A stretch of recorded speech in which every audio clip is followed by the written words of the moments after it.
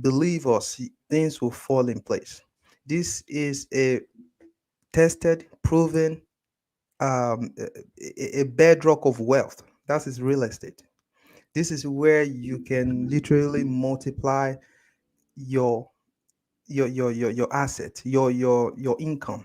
It's gonna be, you can make it passive, you can make it active. That is what is so special about real estate. You can, if you decide you want to go active, go ahead. You are free to do that. Passive, you are good to go.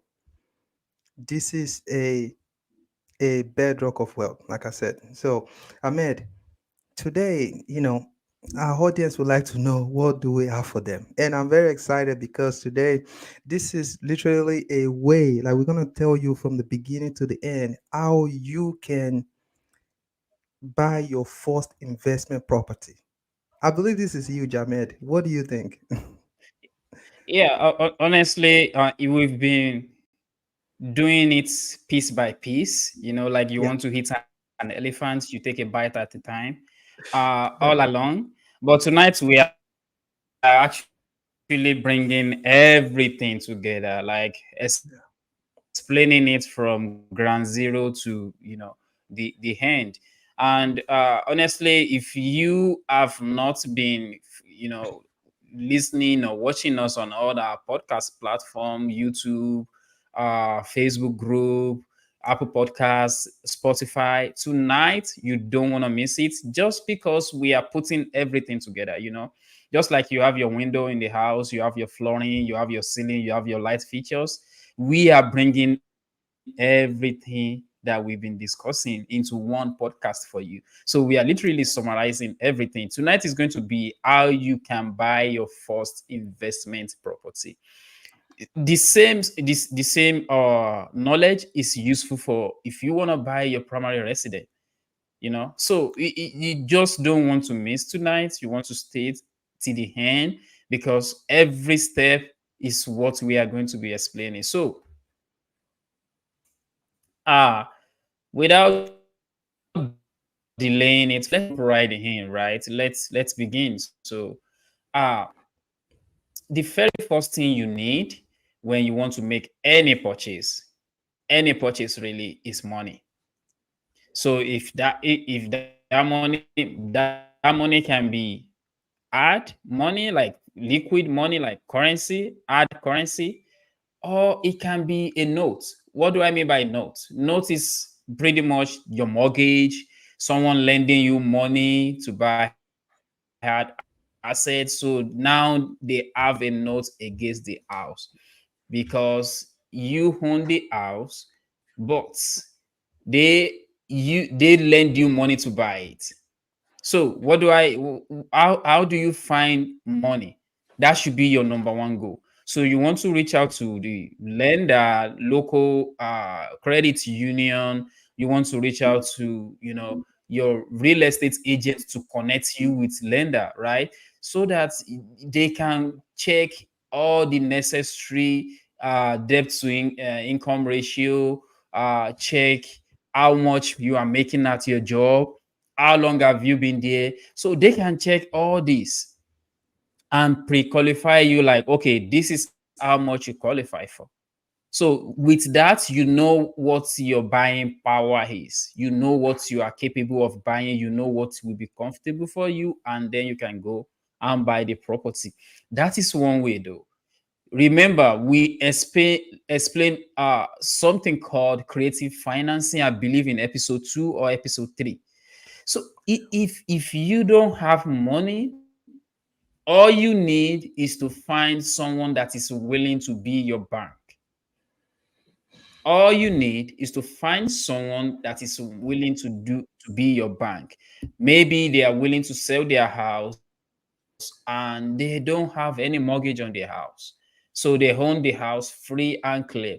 You can always approach them, and pitch them seller financing. Instead of them owning the house, now they will transfer the deed of the house to you. You now own the house, but they will be your bank. Instead of you going and get a loan to pay them off, you will be making a payment to them. This can be structured in so many ways, But we already explained that. You can go back to episode 2 or 3 to get details of that. But the very first thing you need is to find a way to secure some monetary form, in order to purchase the investment property. What do you think, Ibrahim? Yes, you've made a great point. So, first thing, if you're not going to buy cash, you need to find a way to fund the transaction. Of course, we all know sellers, the majority of them want cash. So, They want money. They want loan, like money in form of, it can be loan, it can be check, it can be, they want something for their, a collateral for their house because they are trying to give out their house. So they want something in return. Most of the time, they want money. Okay. Now, like Amir said, there are some situations where the owner of the house, they are willing, they are yeah. open to be your bank. They are open to be your funder, someone who's gonna lend you the money. You just have to approach them the right way, m- meet the right person because not everyone would do that. And here in Do the Talk, we always let you know money is good, it's great, it's part, it's good for real estate. But if you don't have money, don't let that hold you back. Literally, that's what me and Ahmed we are trying to pass to you tonight. So if you have a great credit score, you have good income, debt to income ratio is perfect. You can fund the house with normal traditional lending, or you can use investment loan to fund the transaction. Since it is your first investment property, you can choose to use any route. I mean, whatever works for you, just make sure the number is working, you know. So, Ahmed, do you want me to go to the next one? Absolutely. Yeah, yeah. Let's keep rolling. Let's keep rolling, Ibrahim. Yeah, so the next one, we want you to know that before you start even buying sourcing for the loan, I mean, this can be the first step. However, we want it to be the second step because you thinking or you making a plan, it can be your first step. However, with plan without action would result to nothing. That's why we don't make it number one. So, in the real sense, in real life, that should be your number one, which is before you source your fund, you need to have an end goal. You need to have a plan, a strategy. What is your target? What are you trying to do with this business? What are you adding this business? What is your vision concerning this business? You have to add that first. If you have to talk to your partner, if you have you're married, or you're single, talk to your significant person, see how, see their opinion, learn. You just have to have a end goal because at the end of the day, you can't do business without knowing where you are going. It won't be clear to you from the beginning, but at least you should have idea of what you are trying to do. you know the more you do it, the more it get clearer, but at least from start you should have a vision. Okay, I want to have so property, I want to have in so place, I want to have this particular amount of cash flow, I want to have I want to be the maybe the best investor in Indiana. It's okay, nothing is impossible, but you having those goals and everything, of course you know that you have to work towards it to actualize those goals. But at least you've written it down. At least you've mesmerized it. You've talked with your partner. You guys have make a plan. You've seen what you want to do. Do you have to be flexible? Yes, of course, because all your plan will not work right away. Like some things you don't see from the beginning will cross your way. Some obstacles will always show up, and that's the goal. I mean, no, sorry, that's the fun, and that is the that is like a how do I put it? So it's one of the the It's beauty, one of the challenge. yeah, one of the things that makes you stronger. I mean, it's just gonna help your journey, like, because the more you face these challenges, the more you become stronger, the more you have experience, because there's nothing called experience if there's no obstacles. If everything is all sweet and good, I'm sorry, you don't have experience yet. Experience is when you are facing a lot of challenges. Because when people come to you and say, "Oh, you have experiences this in so business," what do you think they're coming for to tell you to tell them? Are you Do you think they want to hear from you like, "Oh yeah, I make a lot of money, everything is fine, everything is good"? No, those one are just the good side of it. What really what you can use as a leverage as someone who is experienced is the con side of something, and how you turn that cons into pros, or how do you manage those disadvantages, the challenges, how do you succeed even 100%. though you are facing those challenges. That's what they call experience, you know so it's part Yep. of the beauty. You're gonna face all those challenges, but the fact that you have make your plan, you know where you're going, you are ready to face it, it's gonna help you to to succeed.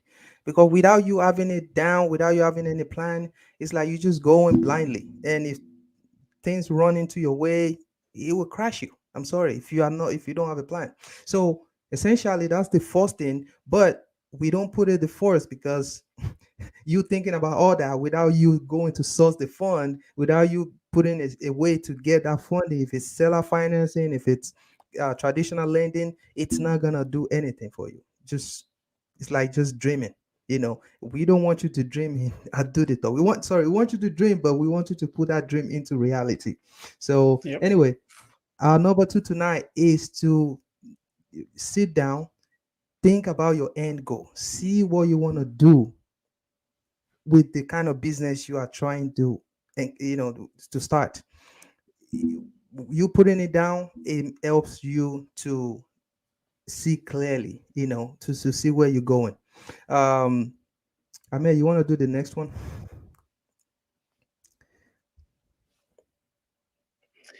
Yeah, so with what you just said, we bring me to our next point, which is part of planning, really.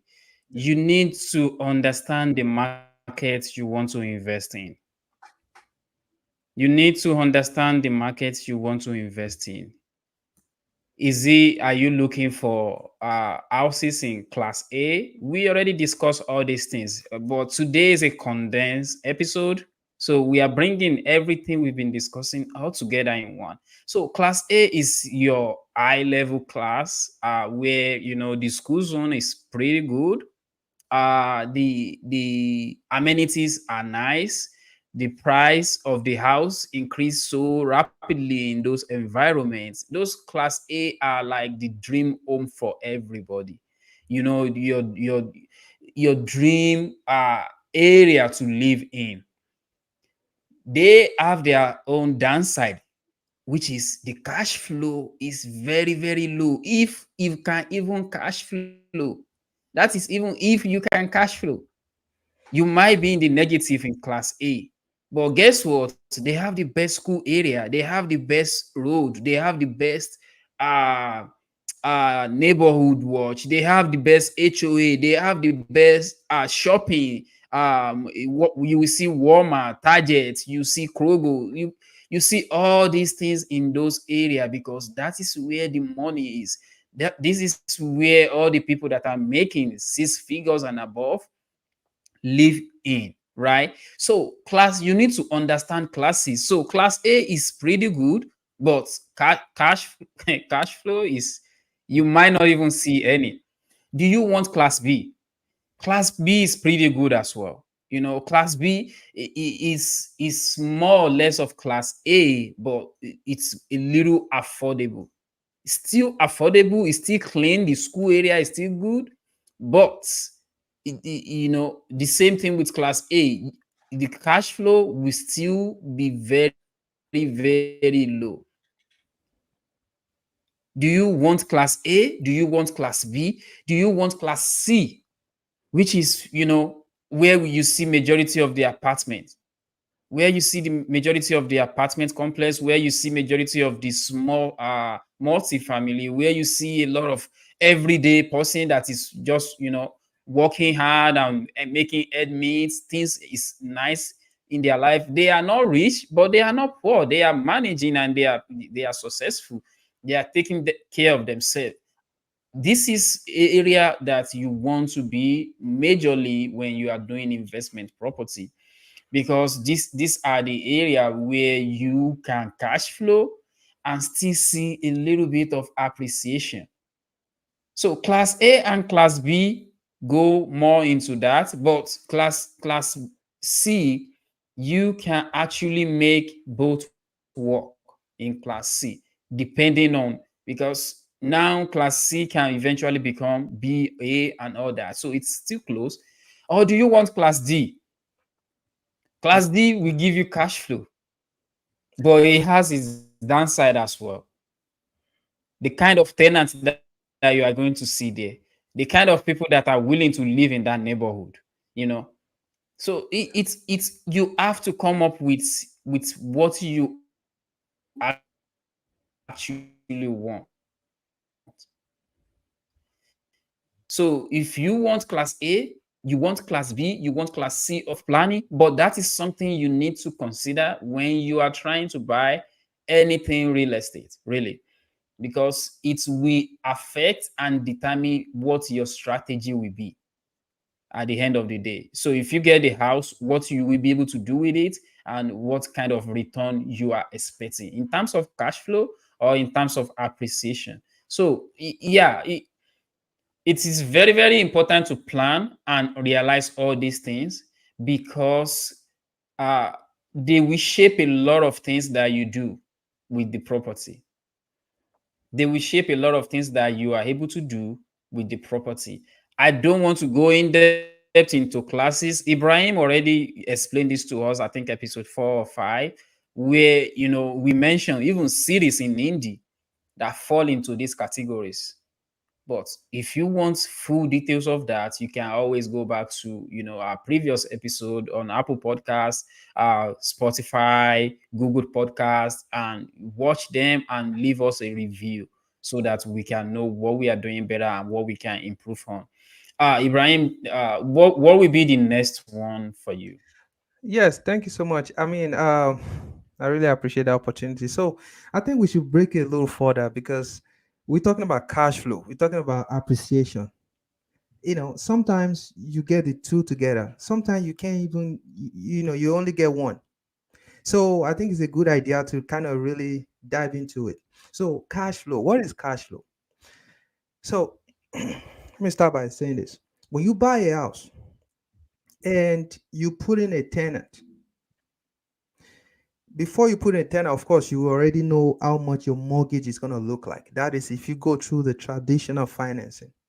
And let's assume your mortgage is $1,000. Okay.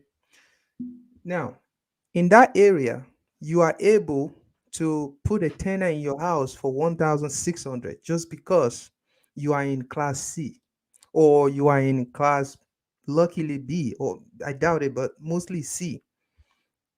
You know, um, you are in C, so you put it like 1,600. That is, you have $600. Now, $600 is not your cash flow.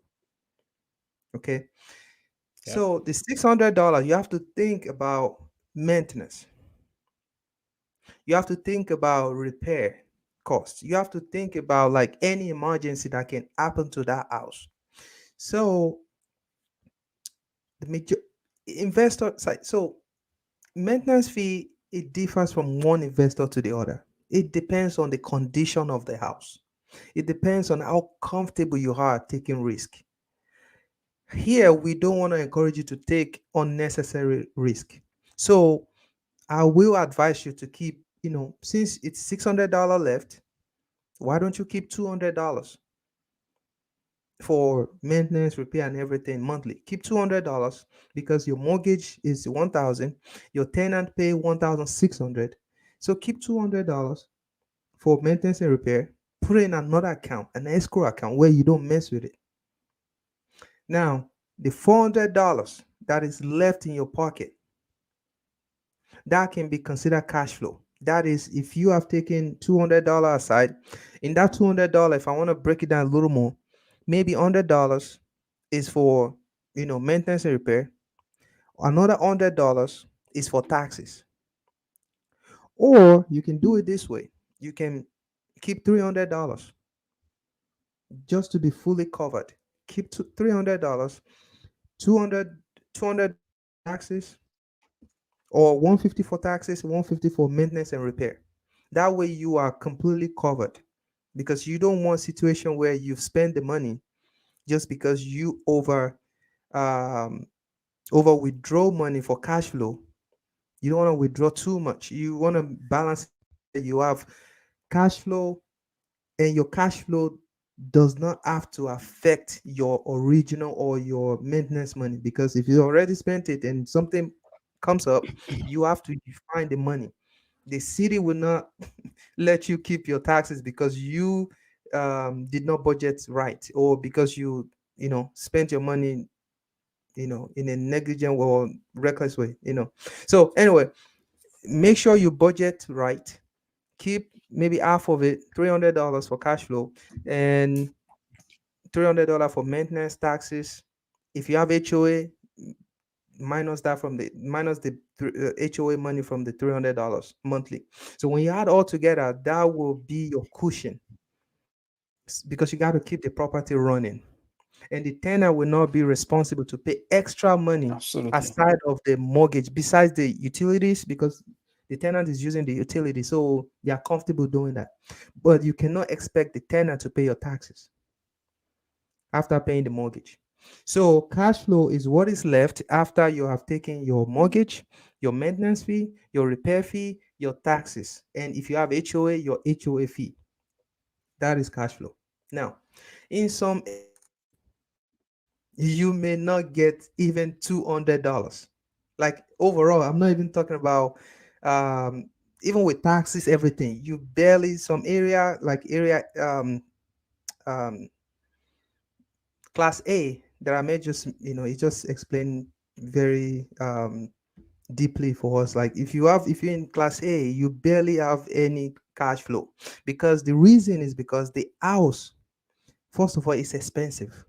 The neighborhood is expensive. The taxes in that area is expensive. I mean, I can give you a little example. Andrews County is more, their tax in Andrews County is more, is higher than Marion County.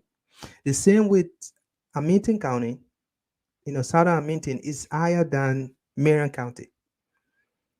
Do we have the same property there? Sometimes, yeah. In fact, sometimes there are some property in Marion County that is even more expensive than people living in Hamilton County. I mean, of course, it's not just about this, the price of the house. It's about the city, the entire city, the way they structure it. So when you are in Hendricks, you definitely pay more taxes than someone is in Marion County. So technically, if you have a house there, your taxes, that extra fee that you have to pay every year, has to come from somewhere. And and your house in Hendricks is more expensive just because of the neighborhood, the school zone, the location, the amenities, everything. Now, all these things, it will go to your mortgage. Okay. Now, the tenant that wants to rent that place,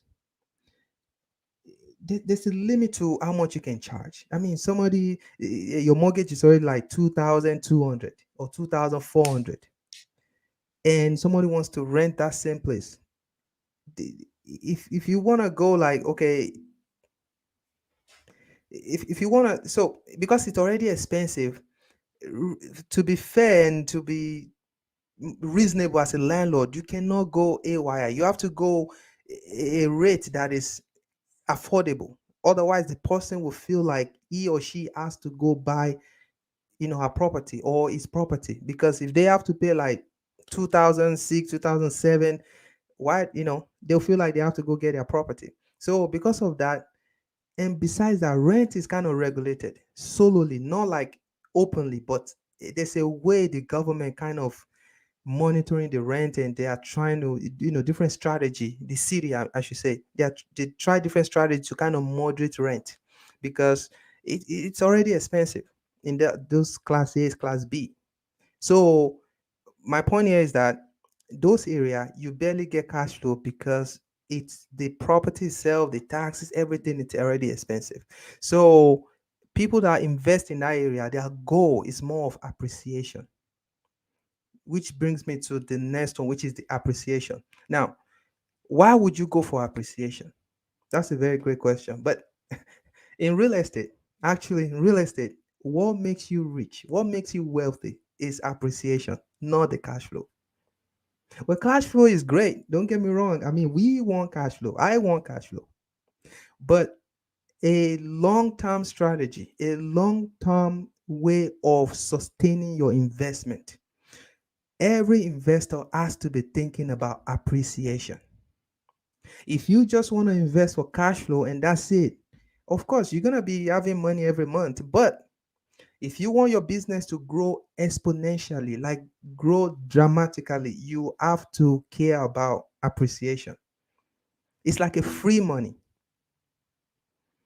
Okay. So appreciation, what is appreciation? Appreciation is you buy a property today for $200,000 in 2023. After 2, 3, or 5 years, let's say 2027, now your house is, you bought it for 300K, sorry, and your house is like 420 or maybe 400,000. That's like $100,000 appreciation. Yeah, I mentioned 100,000. It's because I'm trying to be conservative. Honestly, I've seen people, they bought the house for 240 back in, like 4 years ago. Now they sold it by about four, I think 465. So it's almost double. So me saying 100,000 is just because of the podcast. I don't want you to overthink it, but your house can appreciate miraculously, especially if you are in class A or class B. So some people target that, which is a great way of investment.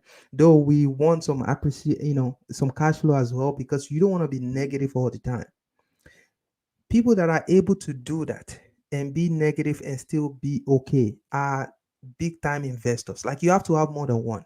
You cannot here at Do the Talk, we will not advise you to go for appreciation with your first investment property, because you're gonna be netting zero, like negative. And when you're netting negative, of course the morale would die. Like it will just not, you won't feel good about it, because you have to do something damage. If you have to buy something, you feel like, why am I into this business when I barely make anything? It's all negative all the time. So we don't want you to do that. We want to keep your motivation high. We want to keep you to keep, you want to see you striving, keep striving. So by doing so, please focus on cash flow, and of course appreciation is the way to go.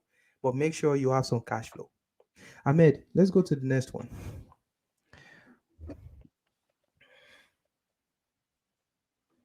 Thank you, Ibrahim. You really break down the appreciation and cash flow side of the hire. I just want to mention this to our audience. I mean, at some point in in your real estate career, you will go for appreciation. But majority of us are not at the position to start investing for appreciation. That is just a fact. So at some point, everything will be appreciation for you. Cash flow is just going to be like icing on the cake. It's not the original thing, but it's just like if you get it, that's fine. So, but cash flow will set you up for that time. So you really need to know where you are. If you are financially free already and you just want to jump into real estate to diversify your investments, okay, maybe appreciation is somewhere that, but you don't have any money coming in. The job that you are working right now is the only source of income. Don't go ahead and shoot for appreciation straight. It's just an advice from me. It's nothing. You have to look at your financial situation before you make that judgment. So another thing is, make sure, just like Ibrahim said, make sure you plan to take out maintenance, vacancy, taxes from your cash flow. Don't spend all of it. So I want to tell a little quick story about that. There is someone that bought a property, and he when this tenant is paying him, I mean the tenant is paying, and he doesn't plan for it. He doesn't plan for any repair. He doesn't plan for vacancy. He doesn't plan for taxes and all that. And the tenants move out after 12 months of their lease, and he needs to put in almost 10,000 into the house to get it back into a good shape to rent it out. And is not in a good financial stand to do that. He was forced to do what? To sell that house just because he cannot meet up with the demand, that the challenge that the house posed at that time. If he had been planning, taking out all these uh, taxes, vacancy, and repairs, even if that money is going to be much, that will reduce its liability at that point, and that will make it easy for him to work it out. However, he doesn't do that, and that forced him to sell the property. So it can be very damaging. And now his experience is like he's telling everybody how real estate doesn't worth it and all that.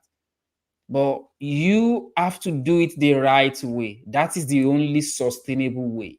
Because at some point, those things will come back to eat. And when they eat, you got to be ready. That is why we said don't think the entire 600 is actually your cash flow. Save up for raining day, which is when the maintenance will call you, like, hey, the water heater is out. Hey, you need to come pay taxes for this. You need to do that. So when you save up, it makes it easy, right? And you don't get frustrated.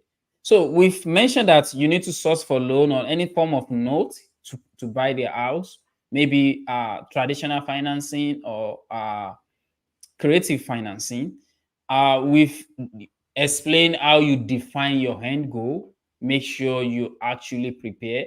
And we've explained to how you need to understand the classes you want to invest in. We already talked about cash flow and appreciation, which is all the preliminary that you need to do. Now is the time to actually go out and find the property that you want to purchase. It's, you know it's in a class that you want. You already know, okay, I'm going to be doing Airbnb, I'm going to be doing Section 8, I'm going to be doing long-term leasing. So you already plan all that. Now you can easily identify what you want, and you can then purchase the property. Purchasing a property, it can be a lengthy process, because finding a property, you have to put it under contract. What I mean by you have to put it under contract is you have to pay like honest money, just to show your seriousness of buying the property.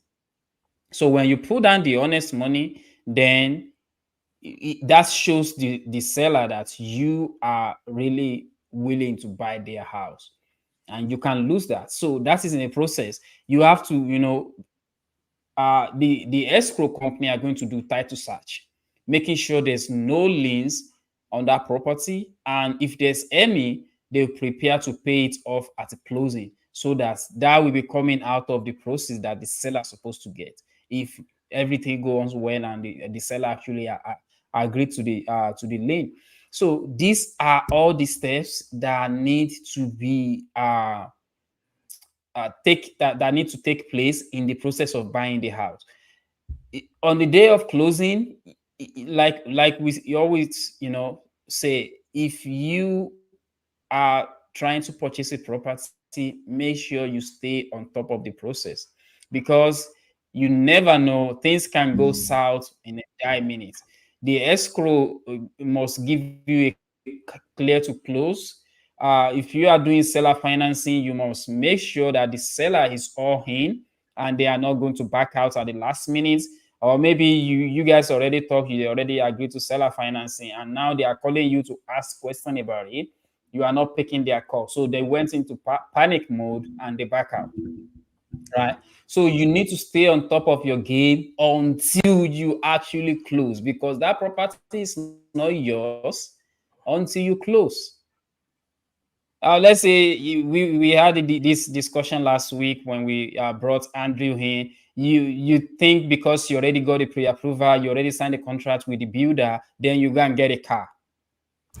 That will destroy everything that the underwriters have been working on, because now they have to recalculate your debt to income ratio, which might not work again.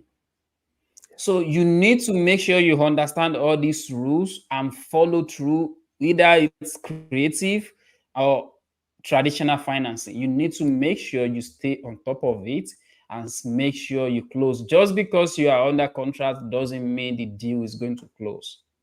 No, it doesn't say that. So, but on closing day, you need to show up, or we now have virtual closing. People can, notary officer will come to your house. You sign documents. You sign the most important. There are a couple of most important documents, but the two that I would say is very, very important is the promissory note and the deed that is transferring to you, because the deed is what is securing your interest in the property, and the promissory note is what is securing the mortgage company, the person that is giving you the loan, or the seller that is financing you.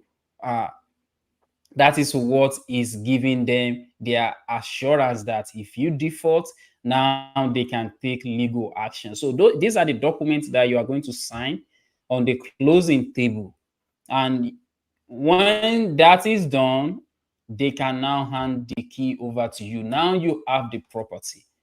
So before that point, you need to make sure you are on top of it. You answer your phone, you answer your email. When they request for any documentation, you make sure you provide it as soon as possible.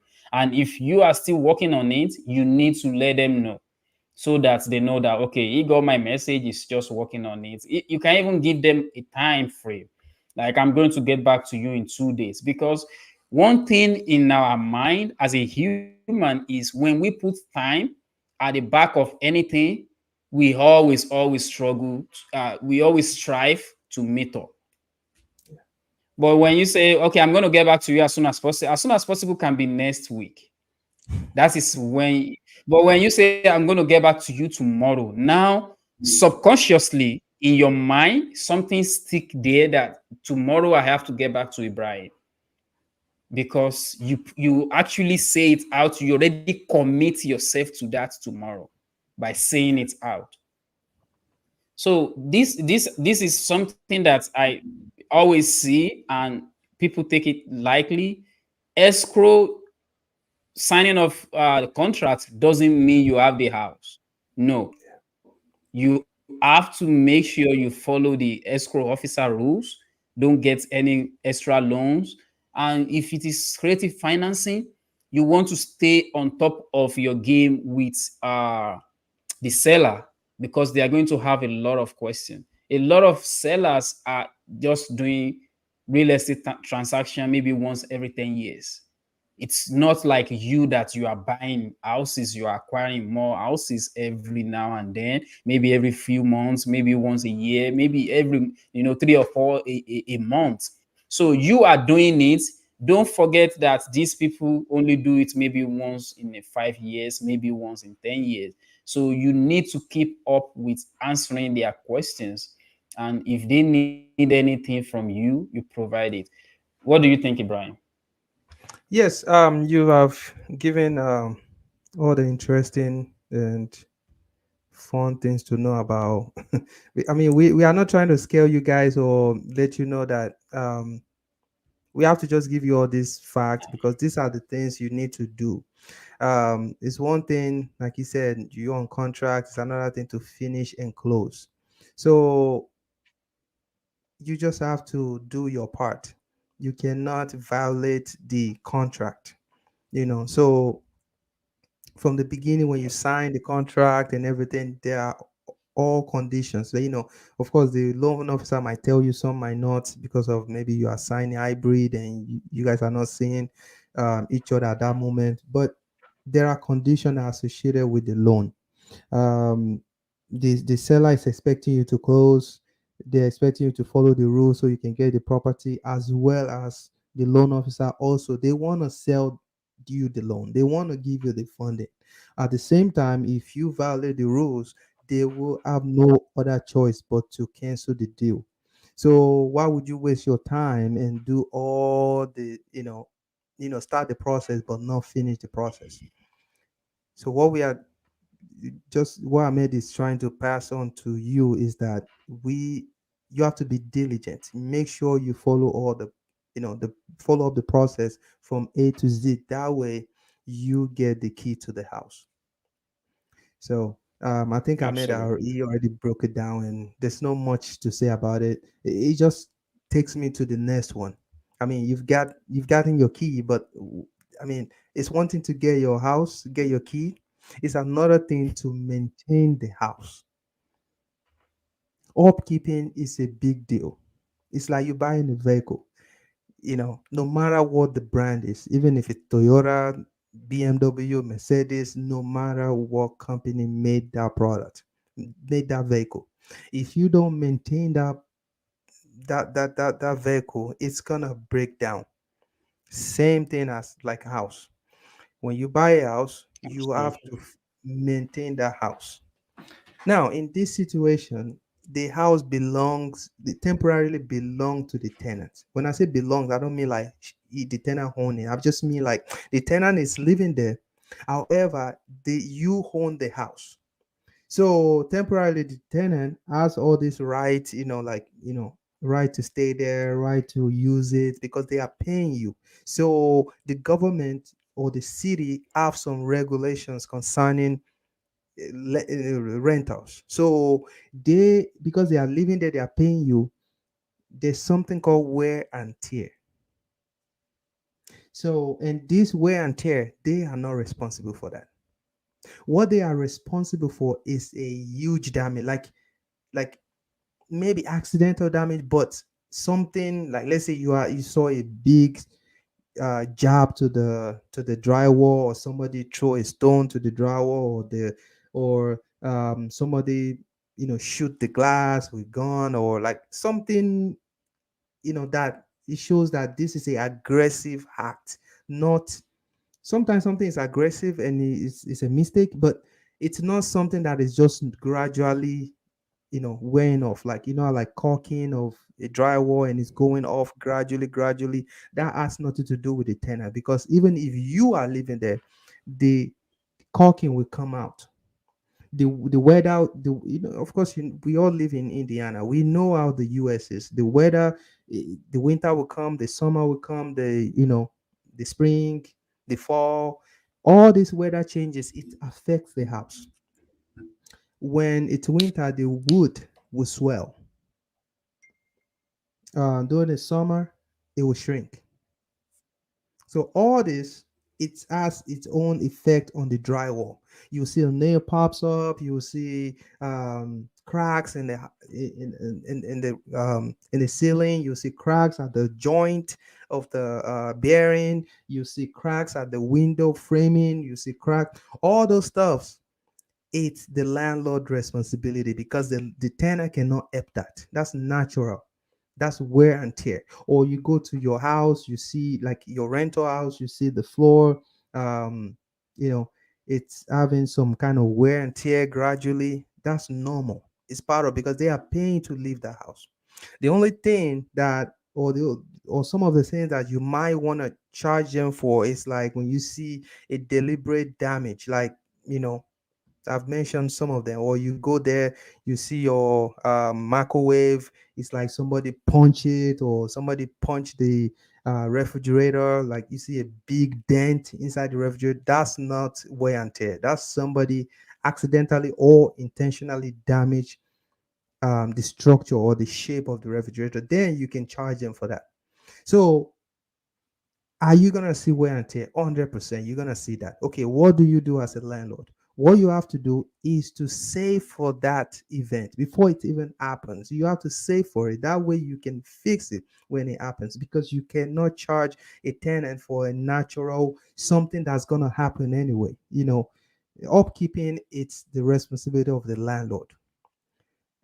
When I say upkeeping, I'm not talking about sweeping the floor. I'm not talking about mopping the floor. I'm talking about wear and tear. I'm talking about one day the roof will go out. One day you have to replace the roof.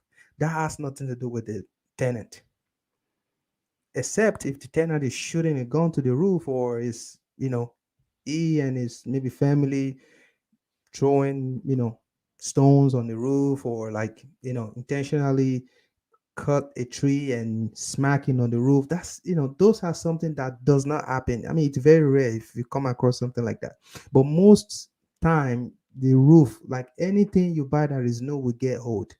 Let's say the water heater goes out.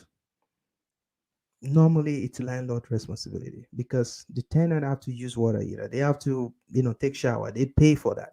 So we don't want all this to happen to you without you being prepared, without you knowing that it's your responsibility. That's why we are here, to pass this message to you, to know that you have to prepare for all this. Now, how much can you save? I've mentioned it before. There's no really a particular amount. It really depends on your risk tolerance. If you feel like, oh, you don't want to take, big of a risk, you are getting $600 after you deduct your mortgage, you can break into half. $300 for maintenance, taxes, and HOA if you have any. If not, for upkeeping and maintenance, $300 your cash flow. Better yet, you can make it $400 for your maintenance and upkeep, and $200 for your cash flow. Believe me, $200 for cash flow is not too little, because when you look at the surface and you are just seeing $200, you think, oh, this is just 200. No, it's not like that. $200, yes, you want more than that, yeah, I understand, but you have to think about the tax side of it, the taxes. You have to think about the IRS side of it. Real estate is your legal strategy to save on your taxes. We're not even talking about anything on legal here. We always preach legal, and that is the legal way to save money on taxes. Have you even considered that? If when you consider that, you consider your 200. In fact, you're gonna say $200 is big, because do you know how much you're gonna save when you file a depreciation? Do you know how much you're gonna save when you file a repair that you've been saving? Maybe your tenant call you for a water heater damage and all that. You're gonna take that money back. It's expenses. It's part of your business. So save this money and make sure you are doing upkeeping. Ahmed, what do we have for the next one? Thank you, Ibrahim. I mean, we upkeep is very, very big, and that takes me to our next point, which is don't be cheap. We want you to save money. We want you to generate cash flow, but just because someone tell you to is going to fix your damage, let's say staircase Mhm. stairs for 300, and another person say 500, doesn't make the 500 wrong or too expensive, Yeah. and doesn't make the 300 too cheap. However, you need to use your human judgment. That is why we are human, to know what that uh, work has actually worked. I recently make that mistake by paying a contractor that is the cheapest, that give me the cheapest bid, and I pay dearly for it. I pay with money, I pay with time, I pay with just the headache, because that house could have burned down with the shady work that he did. So don't be cheap. Don't be looking for uh, um, a handyman where you are supposed to use a contractor that know the code, that understand what the city wants. what code it needs to meet, what standard that job needs to meet. Don't be using handyman for such work. I mean, if it is your toilet clog, you can find an handyman to take care of that. But when you are dealing with huge, huge uh deals, don't be cheap with it. Make sure you find someone that can actually do the work, capable of doing the work.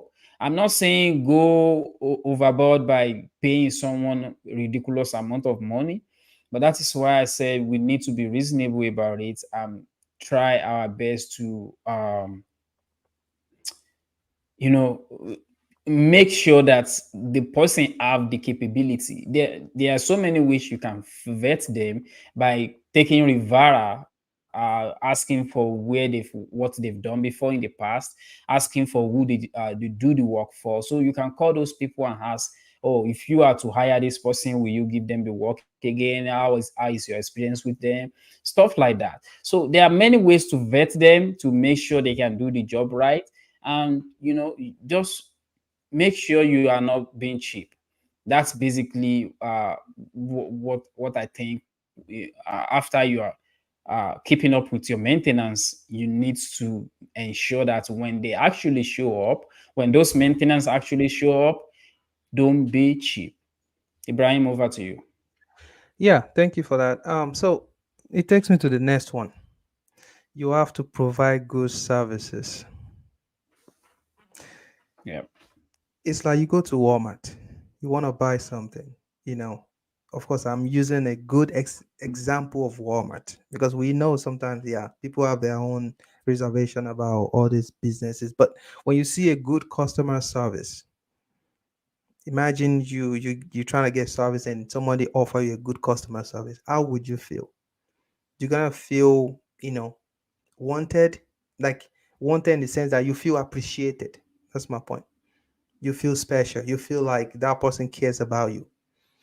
It's the same way when you have a tenant, you have to treat them right. You have to make them feel like that home, which is your house, it's a home for them. Of course, they don't own the house, but they have to feel at home. If they don't feel at home just because you have unnecessary ego, just because you are rude to them, just because you are, I don't know, like you are just, you cannot provide good customer service, and you just, you know you are insulting them indirectly, like, or you are just making them feel like they are not valuable. They're not gonna last. They will leave that house, and whoever comes in again will also leave. And what's gonna happen is you're gonna have a long vacancy because a word of mouth spreads than what you can Yep. imagine. Like, it spreads so widely. They are going to tell people, or in fact put it online and give the bad experience that they've encountered in your place. And trust me, that may affect your ability to acquire another tenant. You don't want that. You want to provide a good services where the tenant feels like, in fact, I've seen situation where the tenant, they almost feel like they own the house. There's nothing wrong with that because there's a document that you own the house. Them feeling like, almost feeling like they own the house, it means they can stay there for like 20 years. They are gonna be paying their bill. That does not stop them from paying the bill, but they just feel at home. They feel like, yeah, this is a good environment for me. And as an investor, Absolutely. your goal is not to chase somebody else every year. I mean, chase someone out every year and replace them every year. No, your goal is to get a long-term tenant because you are trying to get a good, sufficient amount of return for your money. Remember, you own the debt, but they pay the debt for you. So it is a good strategy to get somebody that will stay longer in the property and pay the debt for you for many years. At the end of the day, you are the benefiting, you are the one benefiting largely from this if they stay there and paying the rent for you. You are providing value to them. In return, they are paying your debt. There's Yep, nothing more absolutely. amazing than that. There's nothing more amazing than that. Nothing more valuable than that. You are the one getting that benefit. So, Ahmed, let's go to the next one because of time. Yeah. So after all this, you've gone through so many planning. You buy the house, you fill it with guests or tenants, long time tenants. Now, what next? Keep paying your bills. You need to pay your bills. You need to pay HOA. You need to pay your insurance. You need to pay your taxes. You need to pay your mortgage. If you have what's it called? Lawn, you need to cut your grasses. You need to keep all these things tidy and keep it going, because what will happen is if you fail to pay any of them, then there will be legal action, or there will be this we they will do it for you and then Mhm. charge you 10 times the amount of money you're supposed to pay. So that is very, very critical. You need to pay your bills. You need to pay your bills. No mortgage company want to own a house. They are not in a business of real estate. They are in the business of lending. So if you are struggling in any way, you need to communicate. There is something called loan modification in foreclosure process. If you actually struggle, they will modify that loan on your behalf to make sure they lessen the burden on you. They will modify that loan to make sure they lessen the burden. So they are not actually trying to get your house. I see a lot of misconception about that. A lot of people saying, "Oh, Yeah. they want to get my house. They want me Yeah. to get move out of this." No, they are in the lending business. They are not in a real estate business. So even getting that house, it's a liability for them, because now they need to run the maintenance, they need to do the upkeep. What you are supposed to be doing. So they don't have the resources to do that. So they want you to pay. If you struggle in any way, make sure you communicate before it piles up and it becomes something that you cannot pay or afford to pay anymore.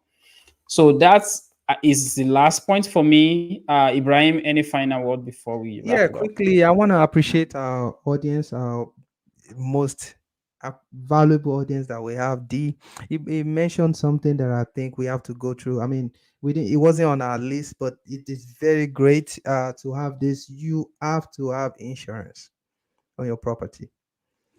Um, D, we appreciate you so 100%. much for pointing that out. You have to have insurance. Even if you own the house cash, you are not. Most people are not prepared for any hazard, especially something that requires a total remodeling or a even partial remodeling. A lot of people are not ready for that, especially you that wants to buy your first investment property.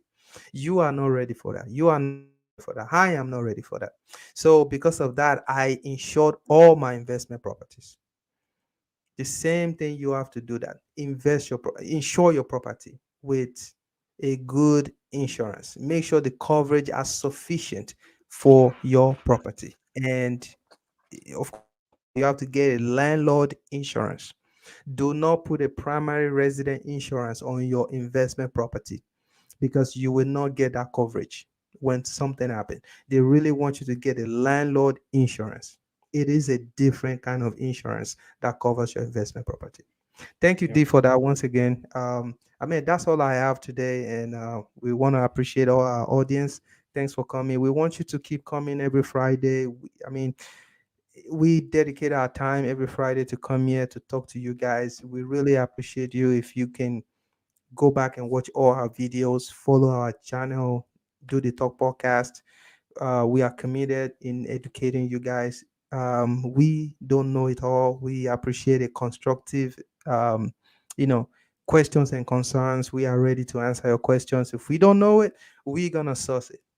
source that answer, and we're gonna share with you guys. So Ahmed, how can they reach Um, out to you? yeah, if you need to reach me, you can reach me on Instagram. It's official Ahmed Lawal. It's on the screen. Official Ahmed Lawal. You can always reach out to me on there. And yeah, I'm not I'm not that multi-millionaire yet, so I still answer my DM. So I will get back to you as quickly as I can. If you need my number, it's 317-531-9685. Ibrahim, how can they reach out to you? Yes, it's written there, IB Rotors. If you go to IB Rotors, DM me, you know, say, ask your questions, your concerns. I will try my best to give you a, a reasonable, fair answer. You can call me 317-280-0213. Call me or text me anything concerning real estate. I'm ready to help. Thank you, guys. All right. See you guys next week. Bye.